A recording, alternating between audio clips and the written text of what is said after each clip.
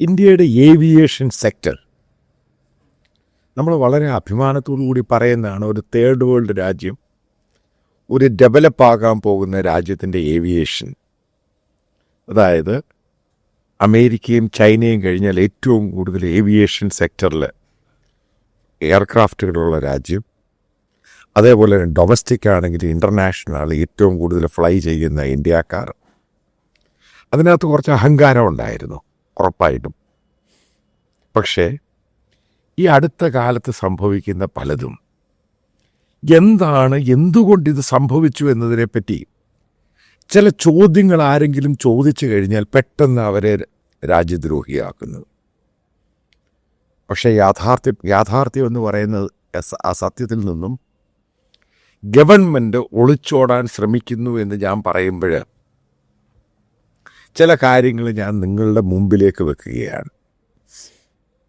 Ahmedabad air India flight, dream liner, ഇവിടുത്തെ ചാനലുകളും മറ്റുള്ളവരും യൂട്യൂബേഴ്സും ഒക്കെ പറഞ്ഞു അത് ഇന്ത്യയുടെ പ്രശ്നമല്ല, അത് ഡ്രീം ലൈനർ ബോയിങ്ങിൻ്റെ പ്രശ്നമാണ് എന്നൊക്കെ പറഞ്ഞു. പക്ഷെ ഒരു കാര്യം പറയാം, അതുമായി ബന്ധപ്പെട്ട് 1 മാസത്തിനുള്ള റിപ്പോർട്ട് വന്നു.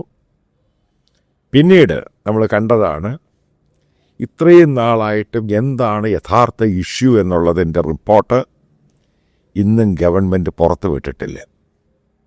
ഏറ്റവും പരിതാപകരമായ ഒരു സ്ഥിതിയിലോട്ട് പോവുകയാണ്. ഇന്ത്യയുടെ 4 സ്റ്റാർ ജനറലായിരുന്നു ജനറൽ ബിപിൻ റാവത്ത്.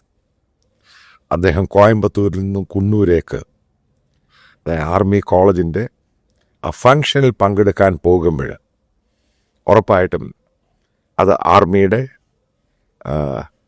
ആർമിയായി ബന്ധപ്പെട്ട ഇന്ത്യൻ എയർഫോഴ്സിൻ്റെ ചോപ്പറാണ്. കാലാവസ്ഥപരമായിട്ട് ആണ് സംഭവിച്ചത് എന്ന് പറയുന്നു. അതിൻ്റെ യഥാർത്ഥ കാരണം, അതായത് ഇങ്ങനൊരു കാലാവസ്ഥയുമായി ബന്ധപ്പെട്ട് അത് ഫ്ലൈ ചെയ്യാൻ അനുവാദം കൊടുത്തത് ആരാണ്? കാരണം ATCക്ക് എയർ ട്രാഫിക് കൺട്രോളിൻ്റെ വെതറുമായി ബന്ധപ്പെട്ട സംഭവങ്ങളെ പറ്റിയൊക്കെ അറിയാൻ സാധിക്കും. ഇത് ചെറിയൊരാളല്ല, അദ്ദേഹം ഇന്ത്യയുടെ 4 സ്റ്റാർ ജനറലായിരുന്നു.